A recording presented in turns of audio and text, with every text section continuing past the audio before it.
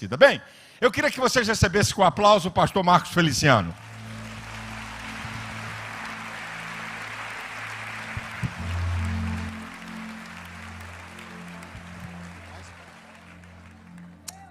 Graças a Deus, eu cumprimento os irmãos com a paz do Senhor. Quem está feliz com Jesus hoje? Então, encontra uma pessoa bonita do seu lado e dê um sorriso para ela, nem que seja com os olhos, né? Uma alegria poder estar aqui nessa linda igreja, acompanhado da minha querida esposa, que esse ano completamos 29 anos de casado.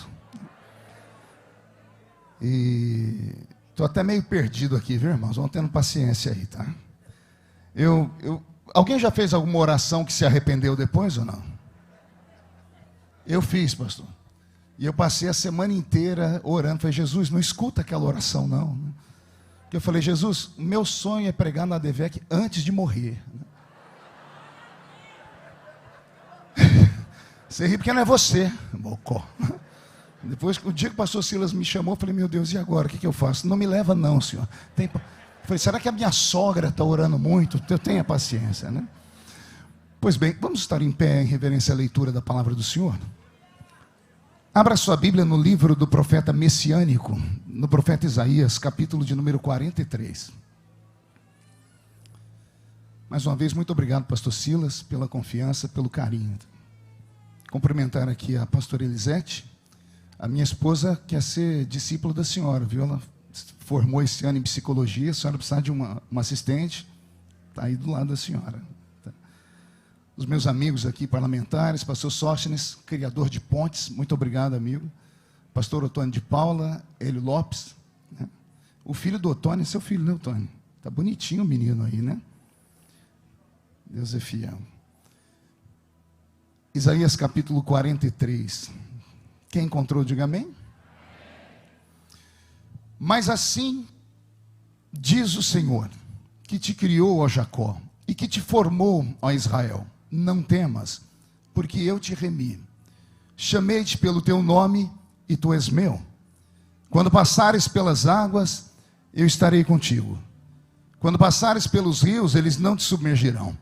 Quando passares pelo fogo, ele não te queimará, nem a chama arderá em ti.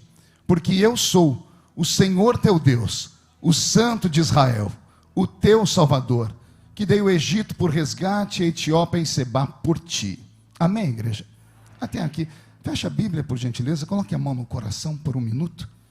Senhor, nós te agradecemos e te louvamos, porque o Senhor é bom. Neste momento, Pai, eu lhe peço inspiração para poder falar à sua noiva.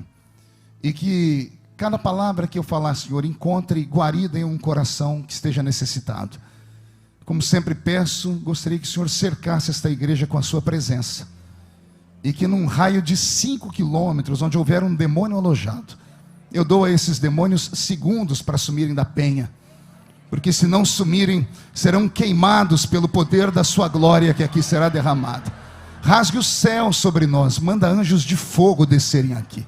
Que eles desçam com brasas de fogo nas mãos, esparramando essas brasas entre nós.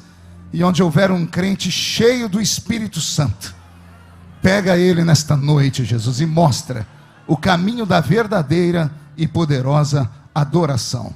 Fala conosco, fica conosco, em nome de Jesus. E a igreja diz? Os que podem tomar o seu assento aplaudindo a Jesus, porque Ele é bom, porque Ele é maravilhoso. Quero agradecer também a Deus pela vida do pastor Alexandre, que cuidou da gente com tanto carinho, buscando a gente ali no aeroporto. Pastor Odilton, que conhecemos há muito tempo. Quando eu vi você de cabelo branco, eu falei, chegou a nossa idade mesmo, né? É o tempo, né? Pastor Daniel Candeias está aí? O garoto está ali, ele foi buscar minha esposa no aeroporto. Brigadão, viu, Candeias?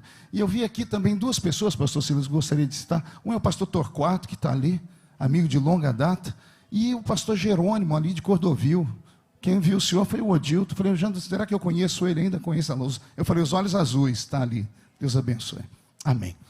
Querida igreja, noiva do Cordeiro, simpatizantes da nossa fé, amigos que vieram de perto ou de longe. Abrir a Bíblia Sagrada no livro do profeta Isaías é quase que uma aventura.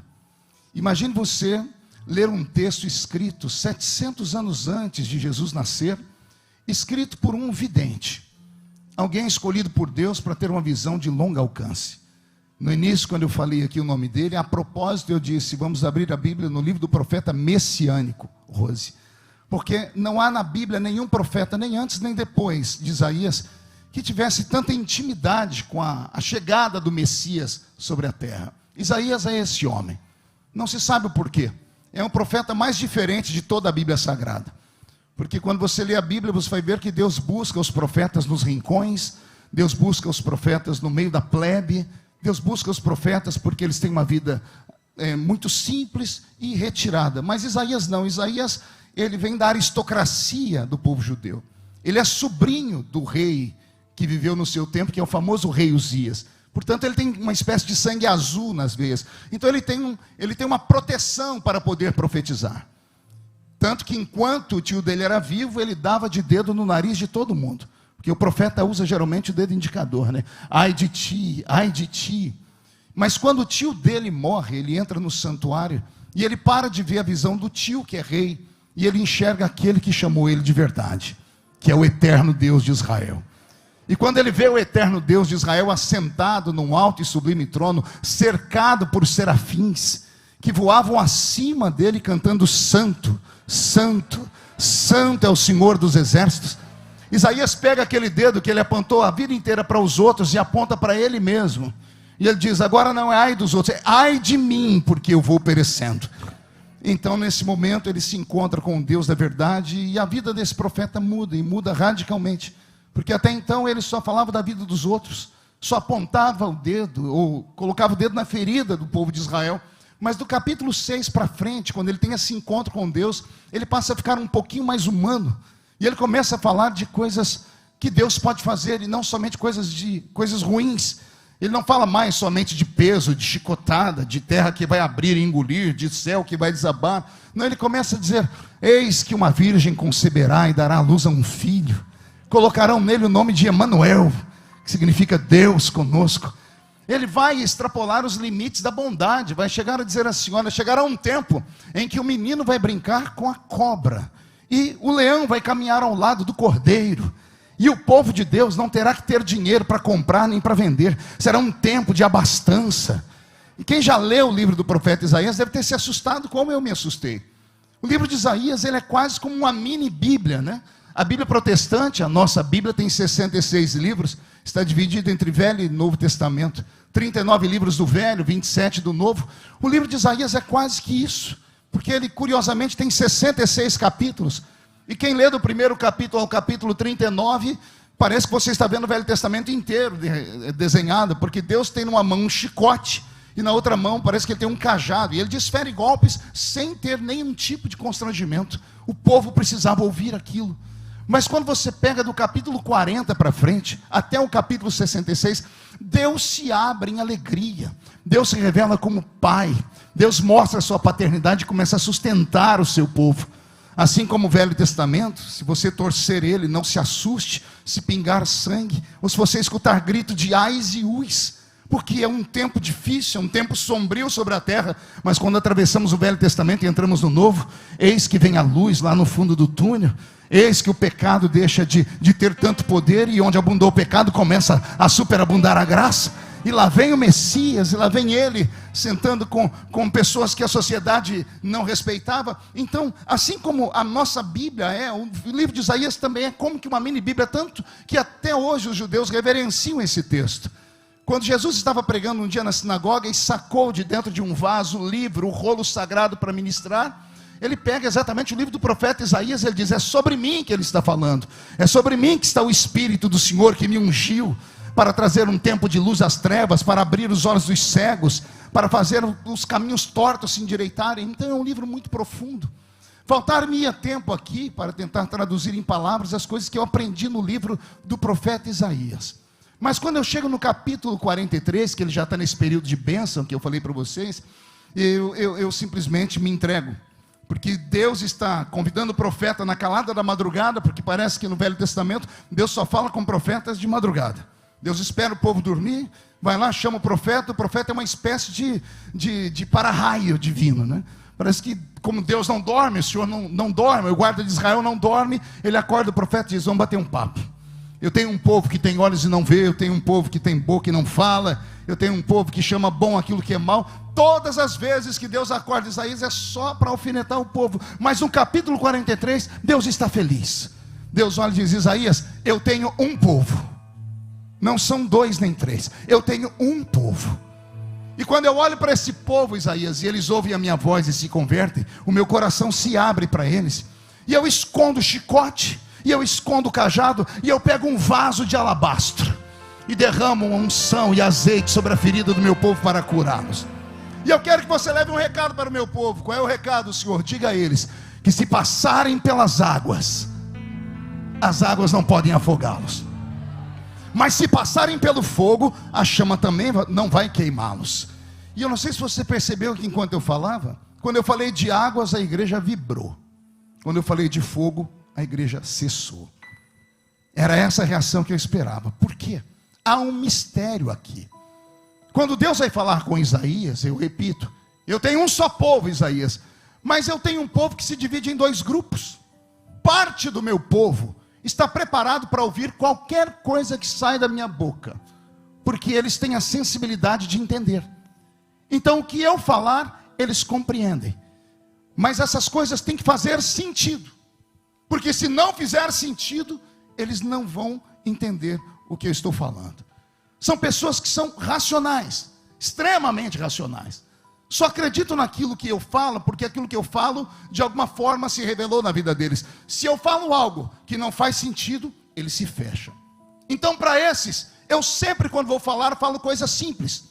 Promessas simples. Promessas que eles têm facilidade de absorver. Que tipo, Senhor? Essa, se passar pelas águas, elas não te afogam. Porque todo ser humano em vida vai ter a experiência do afogamento. Quer seja quando criança, na adolescência ou na velhice. Quem aqui já quase se afogou? Só uns 4 aí, o restante é tudo assembleiano que não vai no mar, viu, pastor? Nem na piscina, né? Pois, todos nós já passamos pela experiência de afogamento. E a gente não se afoga só quando vai no mar, não. A gente se afoga às vezes tomando um copo d'água. A água entra por onde não devia. E graças a Deus nós temos a narina que sai tudo por aqui. Afogamento. Então parece que a nossa psique está preparada para ouvir coisas assim, e por isso nós reverberamos. Existem coisas que são tão simples e fáceis de ser entendidas, que às vezes, antes do pregador falar, o povo já entra em êxtase dando glória a Deus. Vou dar um exemplo. Se o senhor tomasse hoje aqui o pastor Odilton, ele olhasse para a igreja e dissesse assim: no final desse culto o senhor tem uma palavra para você, a palavra é essa: todos que saírem daqui sairão debaixo de uma promessa, e a promessa é esta aqui: crê no Senhor Jesus e será salvo tu e a tua casa.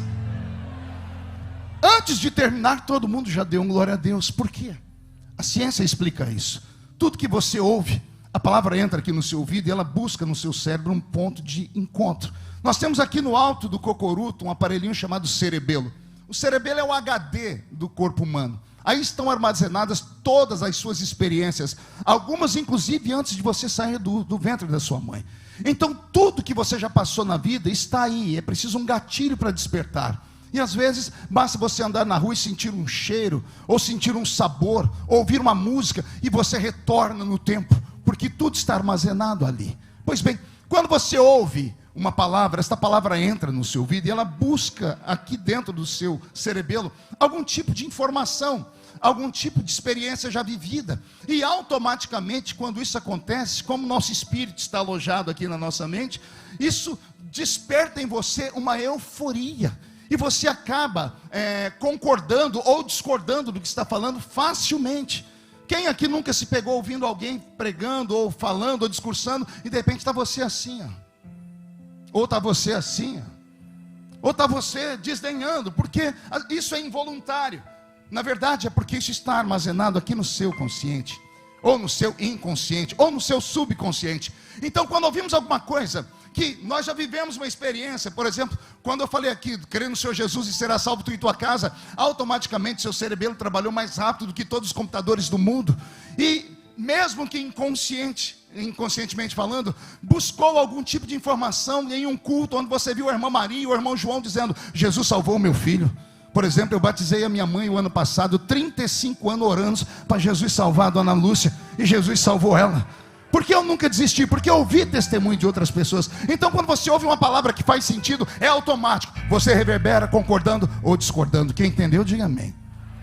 Parte do povo do Senhor que vem para uma reunião como essa só podem ouvir esse tipo de palavra. Palavras que fazem sentido e são racionais, porque elas se diluem na sua mente de maneira muito tranquila. Agora existe uma parte do povo de Deus que não é feito de gente normal. Os normais só creem em coisas normais. Mas tem um grupo de gente na igreja que é anormal. E os anormais acreditam em coisas anormais. E um exemplo das coisas anormais é esse: se passar pelo fogo, a chama não te queima. Agora você deu glória a Deus que começou a entender, mas quando eu falei a primeira vez, ninguém deu glória a Deus. Simples, a minha voz entrou no seu ouvido, procurou memórias aqui, e a única memória que deve ter passado aí de relance é a história de 3 moços, Ananias, Misael e Azarias, apelidados de Sadraque, Mesaque e Abednego, que entraram dentro de uma fornalha e não foram queimados. Fora isso, não há mais nenhuma história no mundo. Por quê? Porque o fogo é o elemento mais poderoso que Deus já criou no universo. Pedro, escrevendo a sua encíclica, diz que os elementos que agora estão sobre a terra, um dia ardendo em fogo, se desfarão. O próprio inferno, que é o lugar mais temido, ou deveria ser temido pelos homens, será lançado num lago de fogo. O fogo derrete o ferro, ele evapora a água, queima a madeira. Então o fogo é o elemento mais poderoso que Deus já criou. E aí vem o Senhor Deus e diz assim: se passares pelo meio daquele poder mais poderoso do universo, ele não pode te queimar. É uma promessa meio louca, porque Deus não está dizendo eu vou te livrar do fogo. Não, o Senhor está dizendo se passares pelo fogo. A promessa é vou te livrar no meio do fogo, vou te livrar no meio daquela luta, daquela peleja. E aí só os anormais para entender um tipo de palavra como essa, porque alguns entraram aqui pedindo socorro a Deus, e o seu socorro está chegando, porque o Senhor manda dizer que onde o homem não pode colocar a mão dele, ele coloca a dele. É claro que para isso não basta você entrar na igreja, porque todo mundo entrou na igreja. Está faltando alguns entrarem no culto aqui, porque o culto é um pouquinho mais alto. Paulo, escrevendo a carta aos Coríntios, diz: quando vocês se ajuntam, uns têm salmos e outros têm testemunhos, palavra e louvor, aí sim vocês saem da terra e entram nas regiões celestiais. Alguém já entrou nas regiões celestiais aqui comigo? Então, por gentileza, com todo respeito aos normais, hoje eu tenho uma palavra para quem é louco, para quem é anormal, para quem já recebeu uma promessa daquelas de arrancar tatu da toca e sabiá do toco, daquela que ouviu aquela profecia, geralmente vinda daqueles vasos que só tem 2 dentes na boca, é o zagueiro e o atacante. Geralmente vem daqueles lugares onde você jamais imaginou. É um morro, é um monte, é aquela irmãzinha do coque, é o irmãozinho do retetê, é aquela coisa de maluco. E aí ele falou: vou te dar, vou te levar. E você saiu de lá acreditando ou duvidando? Pois bem, eu estou aqui para te dizer: se foi Deus que falou, vai acontecer. Porque o Deus que faz promessas, Ele cumpre. O Senhor me falou nesta noite que Ele trouxe pessoas aqui que estão debaixo de uma promessa, e alguns deveriam estar extremamente felizes, mas não conseguem ficar felizes. E Salomão vai explicar o motivo. A esperança demorada, ela enfraquece o coração. E como já faz muito tempo que você ouviu e aquilo não aconteceu, possivelmente numa dessas esquinas da fé cristã, você parou, estacionou o seu carro e desanimou. Mas enquanto eu vou falando, o Espírito Santo vai tocando em você, e o Senhor vai trazendo aquelas promessas, aquelas palavras, aquela oração feita lá antes do seu avô partir, antes do seu pai partir, aquele culto onde o Senhor tomou aquele profeta, aquele vaso, o Senhor disse que ia fazer. O Senhor me trouxe nesta noite só para te dizer: Ele não é homem para mentir, Ele não é filho do homem para se arrepender daquilo que Ele fala. Por mais maluco que tenha sido aquela coisa, por favor, se apegue a ela. Se apegue a essas coisas que parecem ser anormais, porque o meu Deus ama criar portas onde não existe nem parede. O meu Deus ama criar coisas que os homens jamais imaginariam que poderia acontecer. Eu estava, pastor Silas, pregando um dia lá na Batista da Lagoinha, e terminou um culto, eu estou lá vendendo os materiais, quando a gente podia vender, né? Depois o YouTube, o inimigo entrou e acabou com as vendas da gente, ninguém compra mais nada da gente, né? Mas eu ficava feliz vendendo meus DVDzinhos. Chegou um mineiro para falar comigo, mas era um mineiro muito matuto, mas bem da roça mesmo, e ele estava com uma sacolinha de plástico branca, né? E ele olhou para mim e chegou como mineiro, né? Pelas beiradas, e ele disse: ô pastor Marco, eu senti de te dar um presente. Eu falei, eu senti de receber, me dê logo. Porque é raro alguém querer dar alguma coisa pra gente. Eu falei, eu senti, me dê logo. Ele enfiou a mão dentro daquela sacolinha e tirou uma caixa de paçoquinha embrulhada. Alguém já comeu isso aqui? Vou elogiar no idioma de Minas, ô trembãoço, né? E eu estava com a fome, né? Quando eu desembrulhei a paçoquinha, dei a primeira mordida, o mineiro deu golpe. Falei, pastor, o senhor pode orar por mim agora? Depois da paçoquinha eu faço qualquer coisa por você, né? E eu, ao invés de orar, eu caí na besteira de falar, qual o problema? Eu não devia ter feito isso. Ele falou para mim assim, ô pastor, é que ontem de noite eu fui numa vigília. Eu conheço vigília. Vigília foi a primeira vez que eu vi. Eu falei, e aí? Eu falei, não, pastor, mas não foi numa vigília comum, não. Foi numa vigília de crente doido. Eu acho que isso é redundância, porque vigília é só para doido mesmo, né? Porque parar de dormir, vir para a madrugada, não é só maluco, né? E eu falei, e aí, meu filho? Ele falou, e aí, pastor, que lá pelas tantas veio um profeta doido falar comigo. Queridos, eu conheço profeta doido de vigília, de crente doido, mas eu queria ouvir da boca dele. Eu falei, o que é um profeta doido, meu filho? Ah, pastor, é aqueles profetas que quando vêm profetizar para a gente, em vez de só profetizar, eles quase matam a gente do coração. Eu falei, mas como foi? Eu estava escorado na parede, pastor, olhando para o púlpito. Você sabe que vigília é assim, né? Tem a hora do fogo, a glória, e daqui a pouco todo mundo quieto, né? Aí quando está quase todo mundo querendo dormir, alguém bate um pandeiro, tem gente que já volta falando em línguas. É uma coisa de maluco isso. Ele falou, quando estava nesse quesito de silêncio, pastor, o profeta veio por trás, na ponta do pé, botou a mão no meu ombro, e ele parou de falar. Eu falei, foi pastor, que eu quase tive um desarranjo. Ele falou, mas por quê? Porque ele botou a mão no seu ombro? Não, pastor, que não deu tempo de olhar para trás. Eu falei, mas por quê, meu filho? Pastor, quando eu fui olhar para trás, o profeta fez assim, homem! Quase um tei. Eu falei, e aí, meu filho? E aí, pastor, quando eu voltei em mim, o profeta estava me olhando com aquela cara feia, fazia assim com a boca. O homem agarrou a minha mão, pastor, e disse assim, homem, entra tu comigo nessa carruagem de fogo. E eu falei, o que você fez? Ele falou, pastor, não tinha outra opção. Entrei na carruagem. Eu falei, mas como, pastor? O homem começou a me arrastar. E ele era mais forte do que eu tentando segurar, mas eu acho que os cavalos estavam puxando com muita força. Pastor, o homem saiu por lá, eu morrendo de vergonha, uma mão na mão dele, a outra mão no rosto. Pastor, o homem passou na frente do púlpito, passou do outro lado. Quando eu vi que não tinha jeito, eu me entreguei. Ele começou a correr, eu comecei a correr também. Pastor, ele mirou a rua, 4 horas da manhã. Eu falei, e aí, meu filho? Eu corri na rua, pastor. Vou fazer o quê? Eu não tinha como sair. Pastor, o homem voltou, que mirou a entrada da igreja e saiu correndo. Antes de chegar no púlpito, ele brecou de uma vez e me empurrou, que eu saí catando cavaco. Eu falei, e aí? E aí, pastor? Que eu virei para ver o que deu no profeta. Estava ele com a mão na cintura, o dedo esticado, assim com a cara. E disse, homem, olha o que eu faço. Eu te tomo pela mão direita, eu te tiro daqui, eu te levo por aqui, eu te levo por ali, eu te tiro daqui e te levo pelo mundo. E depois que eu te levo pelo mundo, eu te trago aqui de volta em exaltação.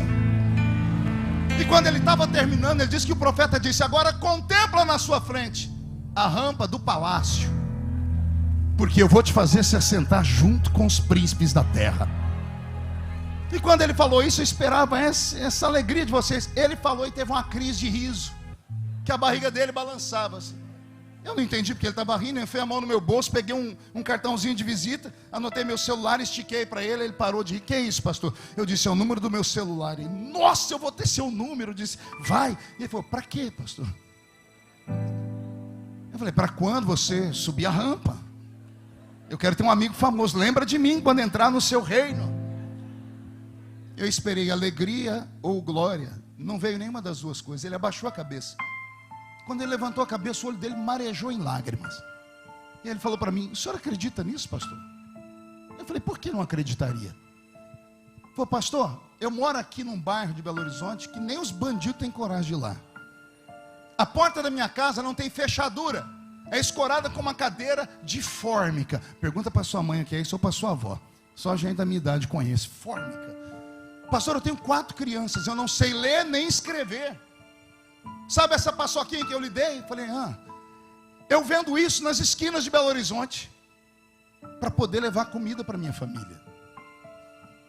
E aí ele olhou para mim e disse: o senhor acredita que eu posso um dia rodar o mundo e subir a rampa? Eu estava cansado e nesse momento eu não pensei com o coração, eu pensei com a razão.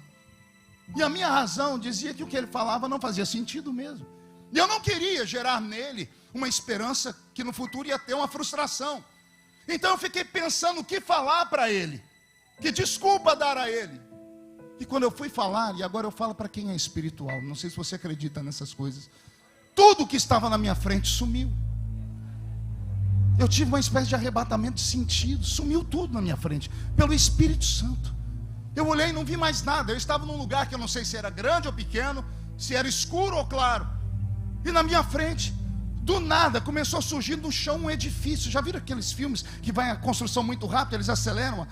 Foi aquilo, Rose. E foi construindo, eu fui olhando para cima, de repente lá em cima uma placa luminosa escrito Hilton Hotel. Eu olhei aquilo e pensei, o que é isso? Agora eu já não estava mais aqui, porque lá no que devia ser o 8º andar tinha um homem de terno olhando para baixo. Só que eu não vi o rosto dele por causa da luz que estava atrás. Só que agora eu já não estava mais aqui, eu estava atrás do homem. O homem virava a cabeça, eu virava, eu vi tudo que ele via. Quando ele olhou para a direita, estava o estádio de Wembley, na Inglaterra. E eu falei, eu conheço esse lugar, isso aqui é Wembley. E quando eu disse isso, uma voz gritou bem alto: se lembra, meu filho? Quando eu fui responder, desapareceu tudo. Aquele homem de terno começou a se transformar. E ele ficou pequeno, ele virou um adolescente. E agora, como adolescente, ele tinha nas costas uma mochila. E dentro da mochila tinha um facão de cortar cana de açúcar, uma marmitex. Ele usando uma roupa de boia fria. E ele estava subindo na boleia de um caminhão de pau de arara, quando isso ainda podia. E ele olhou para trás e deu um sorriso meio desdentado. E eu fixei o olhar nele e a voz gritou comigo de novo: se lembra, meu filho? E eu não entendia nada. Desapareceu aquela cena e aquele adolescente virou uma criança. Um menino de 6, 7 anos de idade, de shortinho roto, descalço, todo sujinho, carregando nas costas uma caixa de engraxar sapato. E aí o menino olhou para mim e deu um sorriso, mais banguelo do que o segundo. E o Senhor disse: e agora, se lembra, meu filho? E eu tive uma crise de choro, pastor Silas, porque aquele menino era eu.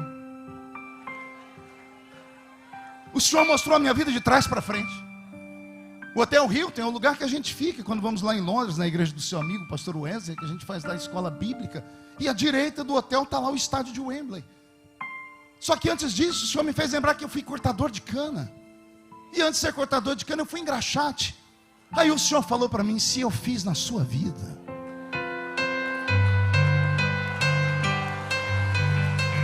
eu posso fazer na vida de qualquer pessoa.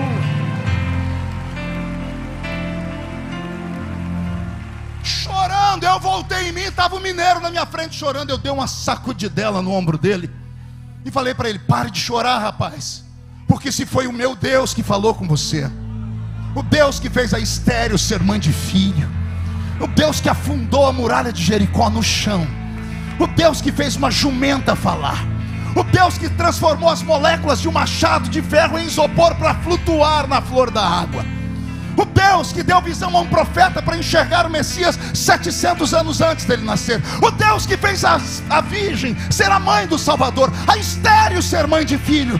Se foi ele quem falou, quem viver verá, para ver que tudo que sai da boca dele se cumpre. E eu só queria saber uma coisa: será que eu estou pregando no lugar certo? Alguém aqui que está debaixo de uma promessa de Deus violenta?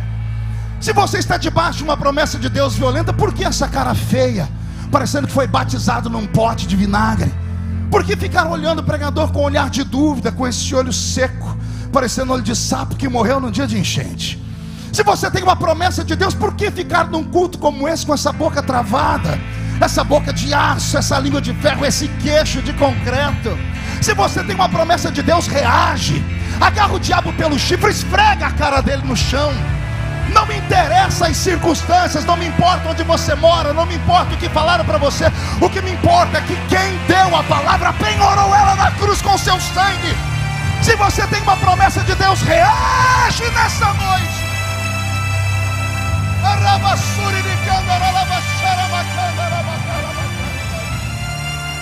Ah, meu Deus do céu, Quem tem promessa de Deus não pode se entregar. Não pode andar pelas ruas do Rio de Janeiro com esse ombro caído, parecendo um menino que tomou uma pedrada, ou uma rolinha que caiu de cima de uma árvore porque tomou uma pedrada de um menino levado. Você não é um ser humano normal. Você deixou de ser normal quando entregou a vida para Jesus. Paulo, escrevendo a carta aos Coríntios, mapeou 3 tipos de homens: há entre vós os naturais, os carnais e os espirituais. O homem natural é aquele que nasceu uma vez só. E eu não estou pregando para pessoas que nasceram uma vez só. Estou pregando aqui para pessoas que nasceram 2 vezes. E isso por si só já é uma loucura.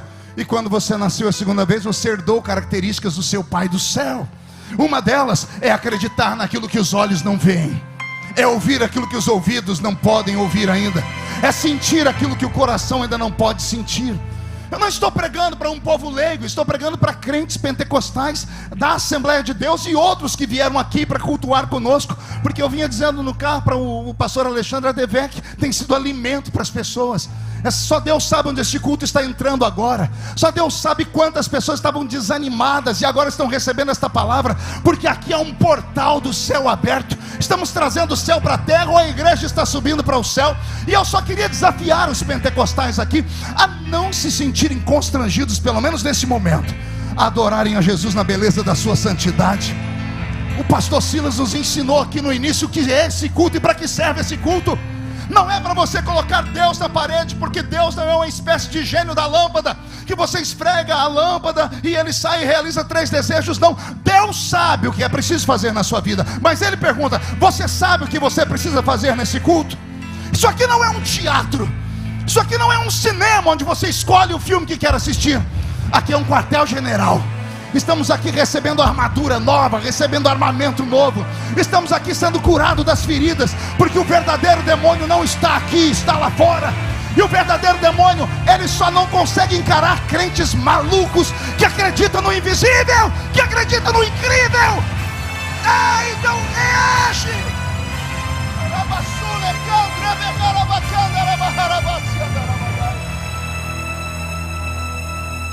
Acredite, porque tem coisas grandes para acontecer na sua vida. Acredite. Você não sabe o que Deus é capaz de fazer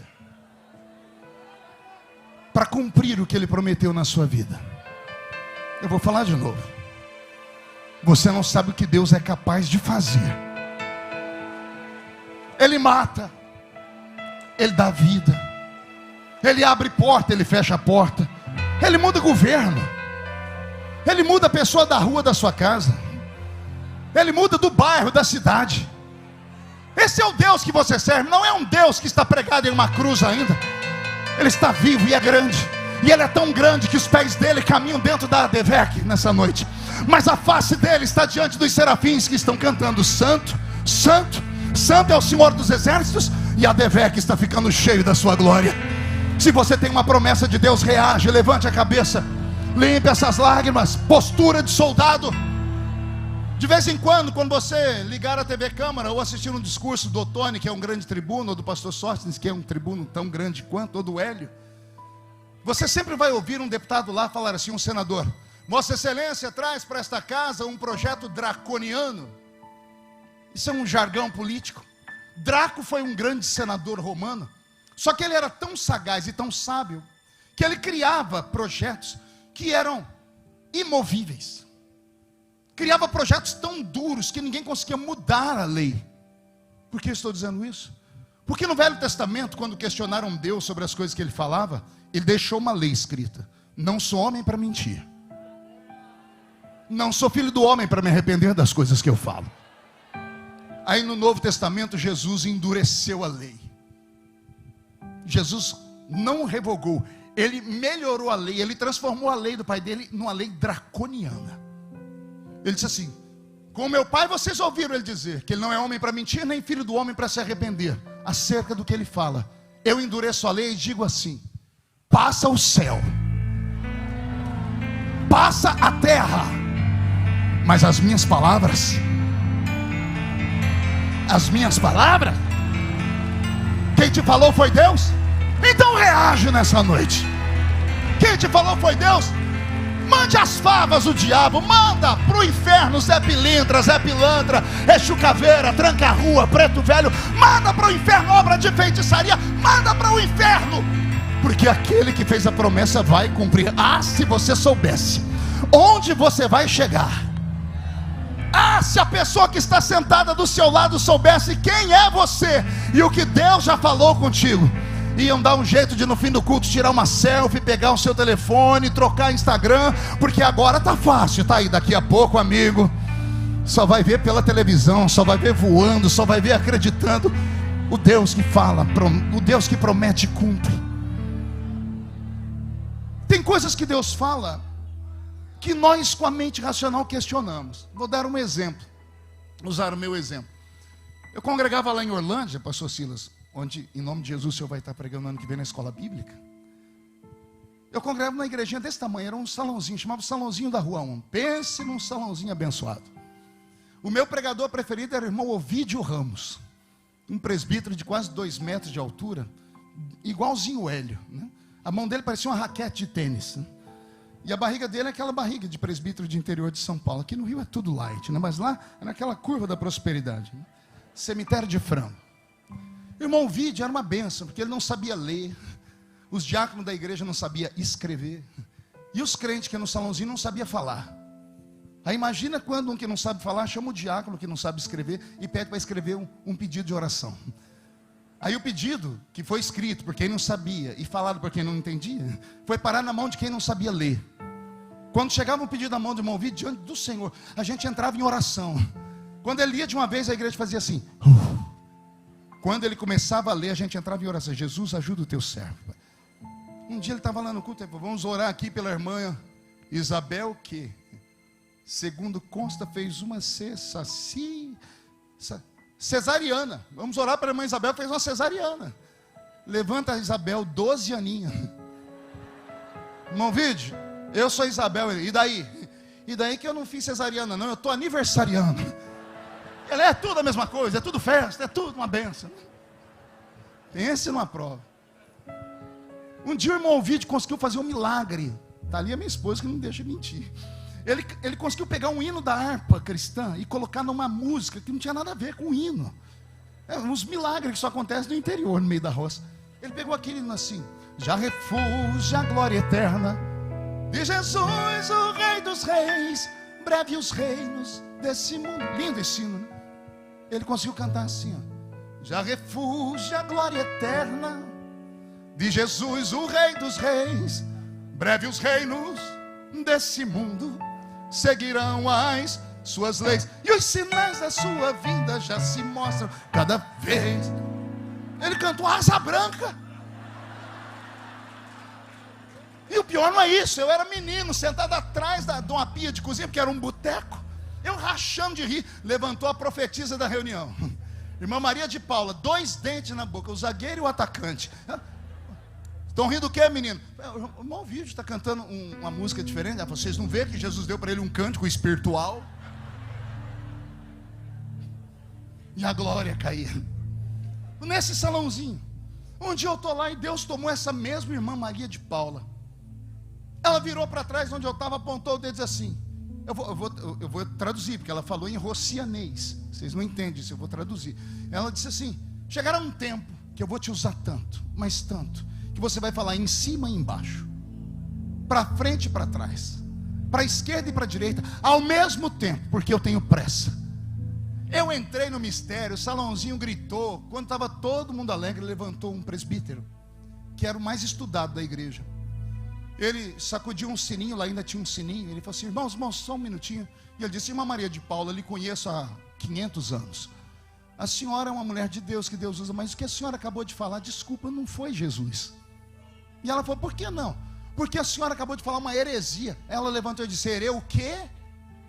E ele disse: heresia, o que é isso? Ele falou: é o que é antibíblico e leva o homem para o inferno. A velha quase infartou. Ela disse: eu não falei nada disso não. Eu só falei que Deus vai usar esse menino para cima, para baixo, esquerda, direita, frente e atrás, da mesma hora. Ele disse: pois bem, isso é uma heresia, porque só Deus é onipresente.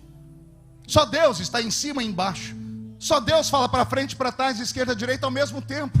E eu me lembro que ela sentou triste, e eu que estava pulando e gritando, sentei mais triste ainda. Você ri porque não era você. Eu saí de lá angustiado, eu fiquei com uma vergonha de ir na igreja, os meninos da igreja, tudo mexendo comigo. E aí, ô herético, eu nem sabia o que era isso. Passou o tempo, e ó como Deus é justo. Um dia eu estou descendo do púlpito da igreja, porque eu já era pastor, e eu encontro no corredor a irmã Maria e o presbítero. E o que eu não entendi na hora, não é que Deus me traz na hora a memória, e me explica, olha como Deus é bom. Primeiro Ele vem e complica a vida da gente inteira. Depois Ele vem e descomplica como num passe de mágica. E só depois Ele explica porque Ele tinha complicado. Entendeu aí ou não? Deus chama Moisés e diz, segue a nuvem, o GPS. Senhor, eu conheço a terra, não segue a nuvem. A nuvem leva ele para frente do mar. Complicou a vida dele inteira. Aí ele cai de joelhos, Senhor, o Senhor diz, toca nas águas, você tem um cajado na sua mão. Ele tocou nas águas, abriu o mar. O problema mais difícil se soluciona. Quando ele chegou do outro lado, ele quer caminhar, o Senhor diz, para, olha para trás e contempla o seu inimigo pela última vez. Porque eu vou te explicar agora, porque eu compliquei lá. Eu queria acabar com o exército inimigo de uma só vez. Quem tem promessa de Deus se prepara. Primeiro Deus vai complicar a sua vida tudinho. Vai falar coisas que você não entende. Vai te levar para a angústia, para a tristeza, a frustração. Porque Deus fala, mas não explica. E a gente quer uma explicação. E na hora a gente não entende. A gente é tomado pelo pavor. Mas quando Deus fala, Ele cumpre. Sentei com o presbítero e disse, é hora do senhor pedir perdão a essa mulher, porque ela nunca mais profetizou. Ele disse, por quê? Quem bate esquece, quem apanha não. O senhor se lembra daquele dia? O dia que ela falou que você ia ser Deus, eu saí na defesa dela. Ela nunca disse isso. Ele falou, pois eu me lembro bem. Ela disse que você ia falar para frente, para trás, para direita, esquerda, para cima e para baixo ao mesmo tempo. Isso não é ser onipresente. Eu disse, não. Isso é tecnologia. O queixo dele caiu. Ele falou, explica. Eu disse, explico. Eu era menino na Vila Tatu e nunca imaginei que Deus ia me dar um ministério com DVDs, com CDs. Eu nunca imaginei que um dia ia ter YouTube. Eu nunca imaginei que um dia o Senhor ia me dar um programa de televisão como eu já tive. E só Deus sabe, enquanto eu estou pregando aqui agora, as pessoas que estão acessando os canais do YouTube estão assistindo uma mensagem minha que eu preguei ontem, ou que eu preguei há 30 anos atrás. Porque quando Deus fala, Ele cumpre. Nem que Deus tenha que fazer aparecer o que ainda não existe. Pega esta palavra, porque isso é só para quem é louco. Nem que Deus tenha que fazer criar algo que ainda não existe, mas o que Ele prometeu na sua vida vai acontecer. Alguém acredita nessas maluquices de pregador? Então recebe esta palavra. Tem um texto da Bíblia, eu encerro aqui, que me deixa sempre meio apavorado quando eu leio. Tem um homem no lombo de um cavalo, guiando Israel para uma grande vitória. E o Senhor diz, eu entrego o inimigo na sua mão hoje. Eu amo quando Deus dá datas. Entrega o inimigo na sua mão hoje. E o cidadão acreditou, e o povo foi com ele. Quando eles estão correndo atrás dos inimigos, e os inimigos sentados em cavalos árabes, os cavalos correm demais. O moço para o cavalo, olha para o Senhor, hoje não dá, amanhã terminaremos a peleja. E o Senhor diz, eu falei hoje.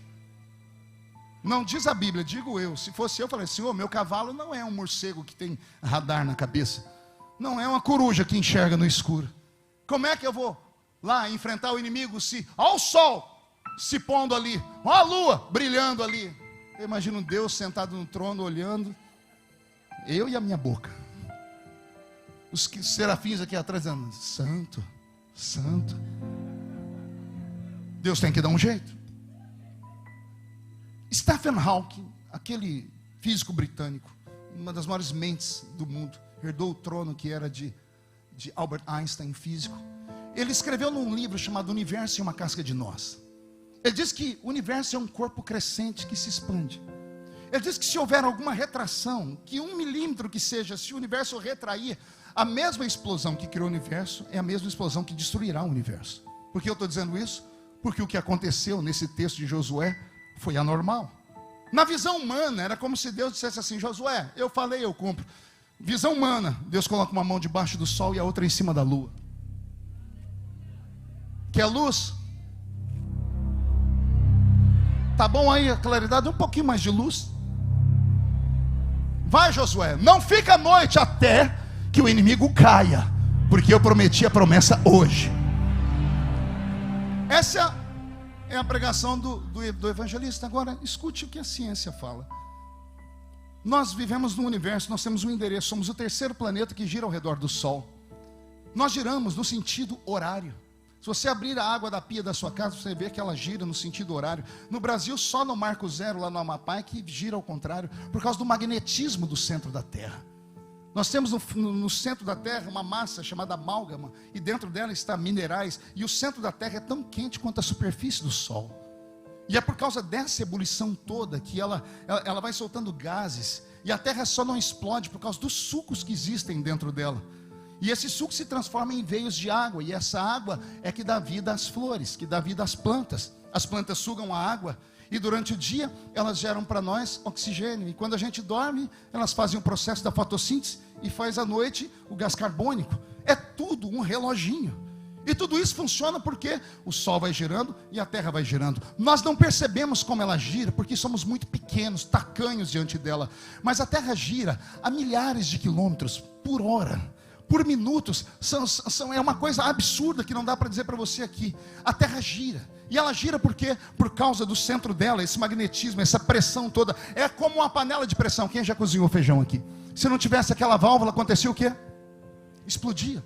A Terra vai girando, e como ela é poderosa, ela vai fazendo girar todos os planetas que estão alinhados com ela. Tudo no sentido horário. Amém? Quando ela se afasta do Sol, inverno. Quando ela se aproxima do Sol, verão.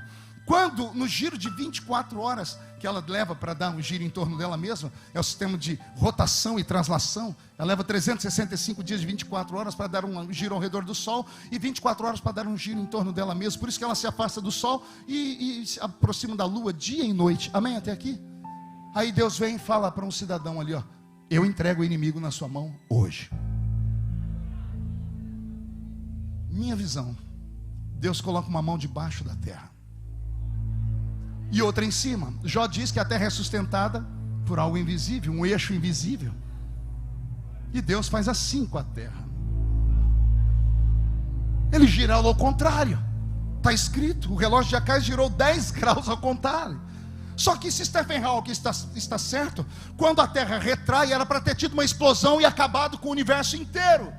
Mas não acabou. Por quê? Porque tinha um homem sentado num cavalo com uma promessa. A promessa é: o inimigo cai hoje.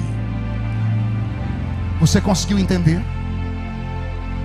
O Senhor te trouxe hoje aqui só para te dizer: se passares pelo fogo, a chama não vai queimar você.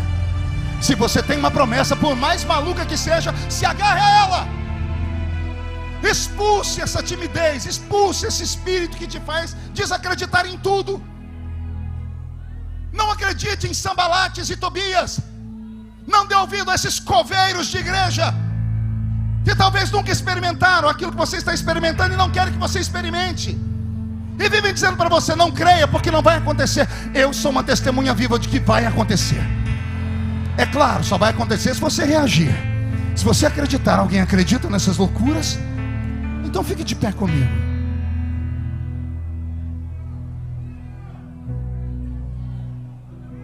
Feche os olhos. Tem dois grupos de pessoas que foram convidados para esse culto hoje.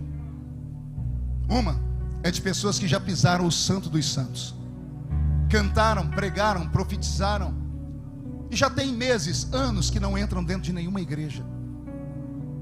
Talvez vencidos, porque não acreditam mais nas promessas que Deus lhe fez. Mas quando você entrou aqui, você disse: Deus, fala comigo. E o Senhor manda falar para você: garoto, você ainda vai ser pastor. A senhora vai ser uma grande mulher de Deus ainda. Só que onde você está não vai acontecer, porque você se desligou da raiz. Quando você foi excluído, excomungado daquele ministério, aconteceu algo no mundo cósmico. Você foi desligado do céu. Quando dois concordam aqui. Por isso essa vontade de morrer, de matar ou de se matar. Mas Deus te ama tanto, que enquanto eu pregava, Ele te fez voltar lá do lado da cama do avô, lá daquele congresso de 1800 e bolinha, quando o Senhor disse: eu tenho algo na sua vida. A igreja vai inclinar a cabeça. E se você que está afastado dos caminhos do Senhor, Seu apelido é desviado, é tão feio esse apelido.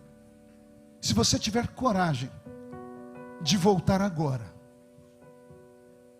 eu vou orar para que Jesus cumpra tudo o que Ele prometeu na sua vida. E o que eu faço, pastor? Só tem um caminho, é o altar. Se você sair do seu lugar e vier aqui à frente desse altar, vai acontecer uma mudança no mundo espiritual. E olha que eu já escuto barulho de espadas aqui em cima. Anjos e demônios travando uma guerra fria. Porque a vitória é daquele que tem uma promessa. Enquanto você pensa, porque eu quero orar por você aqui. O segundo grupo, homens e mulheres que não são evangélicos. Você entrou aqui dentro porque alguém disse: vamos, Jesus tem um milagre para você, a quinta da vitória. Deixou a mãe na depressão profunda, os filhos estão nas drogas, o marido está na cachaça ou no crime. E você veio aqui em busca desse milagre. Só tem um jeito, amigo, é arrepender dos seus erros e pecados, porque aqui é uma igreja, e entregar a sua vida para Jesus Cristo. Porque se você fizer isso, Deus vai mudar a sua história como mudou a minha. De filho de uma mãe solteira a um homem de Deus. A igreja de cabeça inclinada. E eu quero saber onde está a primeira pessoa. Já chegou aqui a primeira pessoa. Chega mais pertinho aqui de mim. A segunda pessoa, a terceira pessoa. A igreja orando. A igreja clamando. Vem. Isso. Vai, evangelista, trabalha. Tem pessoas vindo da galeria. Isso pode vir chorando mesmo. Volte para Jesus e entregue a sua vida para Jesus. Porque o Senhor vai mudar a sua história nessa noite. E enquanto eles estão vindo, os que têm promessa, chame a atenção de Deus. Isso. Chame a atenção de Deus orando, reagindo. O Senhor que te prometeu vai cumprir. Eu estou com o meu corpo todo arrepiado aqui. Eu imagino quantas pessoas estão agora assistindo esse culto, estão querendo voltar. Se você quer voltar agora, deve ter um sistema de mensagens. Mande uma mensagem aí para o site, para o canal do YouTube. Diga: estou voltando agora. E dobre os seus joelhos perto desse aparelho onde você estiver. O Senhor Deus está movendo as águas. Estou te esperando. Tem uma música, Roberto? Eu não sou mais escravo do medo. Eu sou filho de Deus. Eu não sou mais o escravo do medo. Eu sou filho de Deus. Vem, de onde você estiver. Eu não sou. Seja arrebatado pelo Espírito do Senhor. Do medo. Eu sou um filho de Deus. Eu não sou mais o escravo do medo. Eu sou filho de Deus. Mais alguém vai vir? Mais alguém? Você que está sentado ou está em pé no seu banco, que tem uma promessa de Deus que não se cumpre, ou não se cumpriu, põe a mão direita no coração. Vou orar por eles e vou orar por você. Não desista. Não deixe de sonhar. A diferença do homem, do animal irracional e da planta é que nós temos a habilidade de sonhar. Somos imagem e semelhança de Deus. Ontem foi um dia muito especial para mim, pastor Silas. Passei o dia do seu lado, eu aprendi tanto. O Senhor me deu um seminário particular, VIP. Eu não dormi de noite, diante de Deus. Foi tanta coisa bonita que eu escutei. Eu falei: Deus, é tremendo. Eu falei: eu ainda tenho coisas para sonhar. Você tem coisas para sonhar? Tem gente ainda chegando? Tem mais pessoas vindo? Senhor, nós oramos por esses que estão aqui na frente. Estão voltando. Como estão voltando? Estão confessando os erros, pedindo perdão, porque eles já conhecem o altar. E enquanto pedem perdão, o seu sangue cai sobre eles e cobre os pecados. Eu creio que o nome deles, escrito no livro da vida, está sendo nesse momento. Acredito também, Senhor, que toda maldição herdada ou adquirida está sendo quebrada. Os que estão entregando a vida para Ti nesse momento, que deixaram o inferno em casa, primeiro o inferno particular deles está sendo resolvido, porque o Senhor está colocando paz, porque quem está em Ti, Senhor, está protegido. Que o Senhor perdoe os pecados, escreva o nome deles no livro da vida, toda maldição herdada ou adquirida seja quebrada, e quando saírem daqui, sairão escoltados pelos anjos. Enquanto os anjos fazem festa no céu, porque é isso que a Bíblia diz, que os anjos fazem festa quando o pecador se arrepende, a igreja, a sua noiva, está com a mão direita no coração, está sonhando, meu Pai. Aos que sonham, Senhor, levante a alma deles, coloque asas nas costas para que eles possam voar, para que nada, nem ninguém roube deles esse projeto lindo que o Senhor plantou na alma deles. Senhor, em nome de Jesus, as coisas vão acontecer, as peças vão se encaixar, o caminho vai se abrir, e o Seu nome voltará a ser glorificado. Eu profetizo que onde houver alguém debaixo de uma promessa, que seja tomado pelo Espírito Santo nesta hora, porque a Sua graça os envolve, e o Seu nome é para sempre glorificado. E a igreja que é soberana diz... Alguém dê uma salva de palmas para Jesus? E os conselheiros...